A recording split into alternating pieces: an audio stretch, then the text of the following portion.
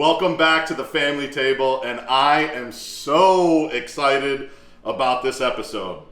You would think I wouldn't be that excited because I'm standing here with me and Rob, and I don't have someone to cook with today. So how is this the family table?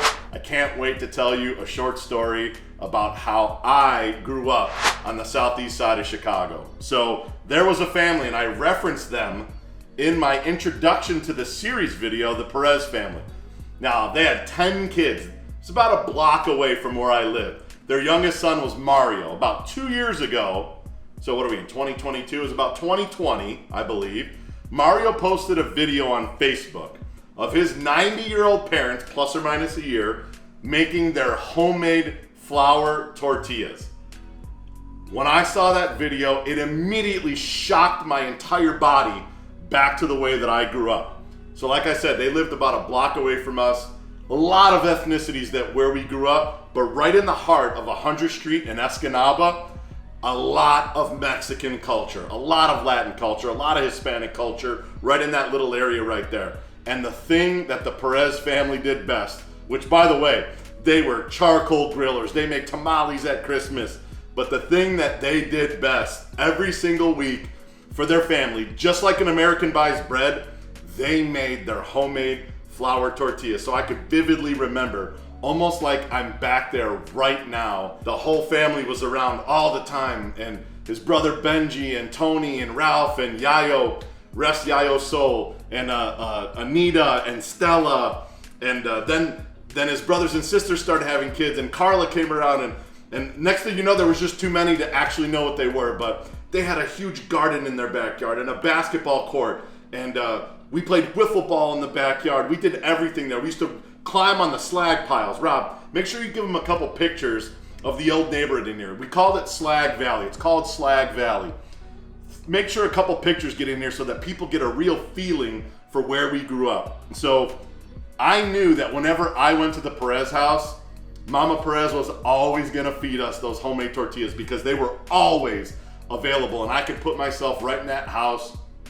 I could see her with the fork. I could see her putting the tortilla in the little skillet and getting it hot and the little bubbles coming up. And then she would take it off, put it right on a little paper plate, and then just put a little smat of butter on there, maybe just a little salt. I think I could remember a little salt being on there, and then just roll that tortilla up. Man, oh man, when you want to talk about heaven on a plate, unreal. It just brings me right back there.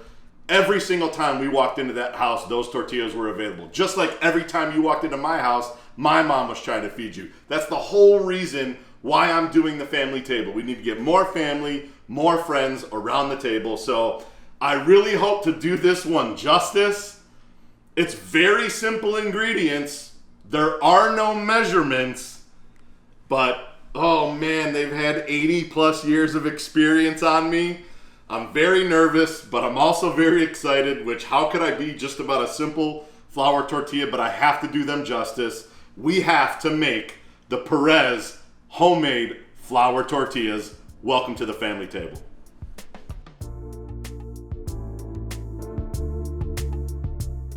Like I've said before, and I'll say it probably 100 times in my life, cooking is about trial and error.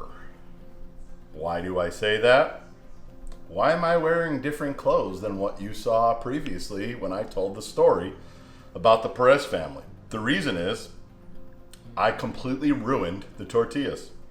I did not pay attention to the video that Mario posted and realize that he only put 3/4 of a bag of this flour in. So what did I do? I said, shut it down.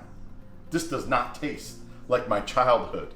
We gotta re-up our ingredients and we gotta start again. So here we go. We're gonna start this again. Here's where we got, and I just blew it opening this bag. Here's where we got messed up yesterday. The first thing that we did was pour this entire bag of flour into the bowl. And Mario says it's only about 3/4 of the bag.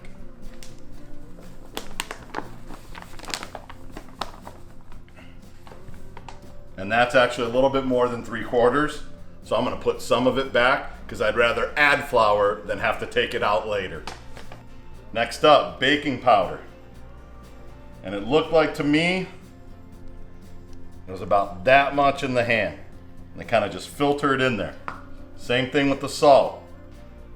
About that much in the hand. Then filter it in there. Just continue to work all of this stuff in so that it all gets incorporated. Here's where it comes in the next thing. This is a softball size. So I gotta just pull it off the sides and the bottom. That's a little less than a softball. And then he went back in. So I'm gonna say that that's the softball. Then he went back in for about that much more. So now we gotta just knead this in with our hands until all of that Crisco is dissolved. Rob's gonna film a few minutes of it, but this is gonna take a little bit of time.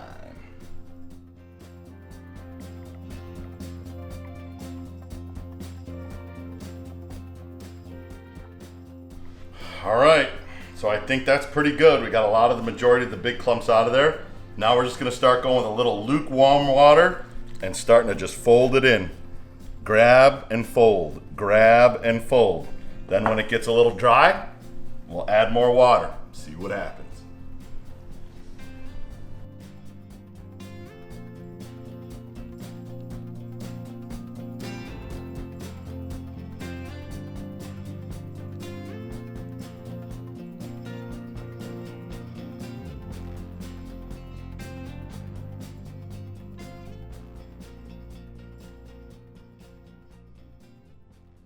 Okay, it's not sticky anymore. As you can see, my hands are clean. I was doing it two-handed. Mr. Perez did it one-handed. He's better than me. He's been doing it for 80 years.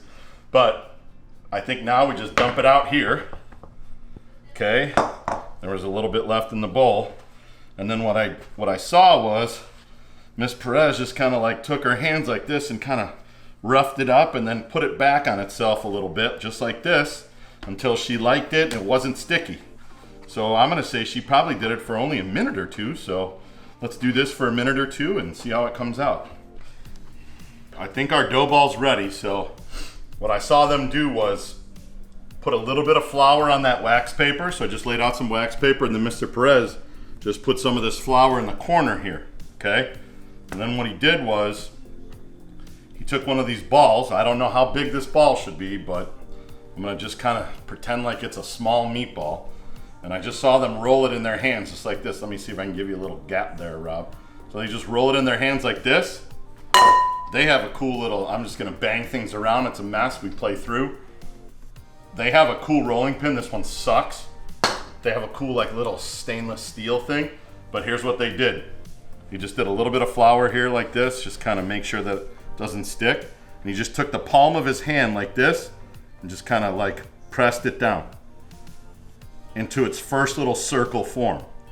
And that's kind of what it looked like to me. So I'll flip it and just kind of get a little flour on the other side. That's kind of what it looked like. Now this is gonna be a thick boy. They didn't have handles on the one that they use, so I'm gonna use that same technique of where he just kind of put it in the middle and went this way and this way till it looked like an oval. And then when it looked like an oval, like the start of an oval, let's call it, then they turn it around this way. Then they just take it this way, and eventually we'll get our circle. Like I said, they've been doing it for 80 years. They got a big head start. All right, so I rolled out one tortilla, started making a couple balls just to kind of see what size I should make them. But now it's time to put this baby on and see what happens. Let's go. See what happens. One thing that you'll notice is I don't know how to make a circle yet. So I'm more concerned about the taste. We'll worry about the circles next. We've tried, look at this. Look at this. I thought I messed it up again. So what did I do? I went on Facebook Live. I tagged about 4 or 5 of the Perez family. I said, what am I doing wrong in real time? Showed them the whole setup. Showed them everything that we had going on. I mean, I'm in here thinking, did I not put salt? What happened? Look at this. This is the carnage that we have going on. That's my Facebook Live that I just did. I went through the entire process of cooking one of them. Benji Perez came on live, whose mom and dad, the recipe, he said, I already know you're cooking them too long. Now, It's the right ingredients. It's the right thing. They're super thin. We just got to cook them for like 20 seconds. Let's try it. Got to get ready, and I got my spatula. Oh, God, I threw it in bad. I got to get it. Oh, no. Did I blow it? Let's see. Did I blow? No. I got it. 10, 9, 8, 7, 6, 5, 4, 3, 2, 1. Bubbles, turn. 10, 9, 8, 7, 6, 5, 4, 3, 2, 1. One more time here. You still got some nice color on there. One more time here. Take it off.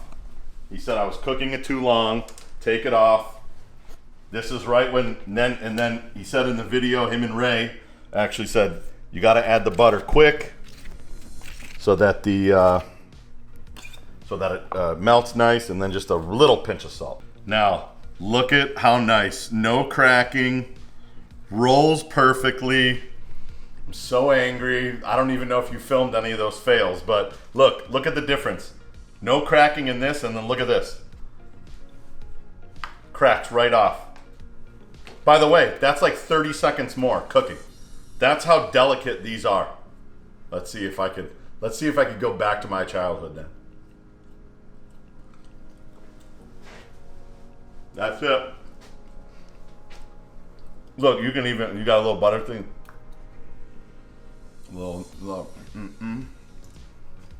That's it.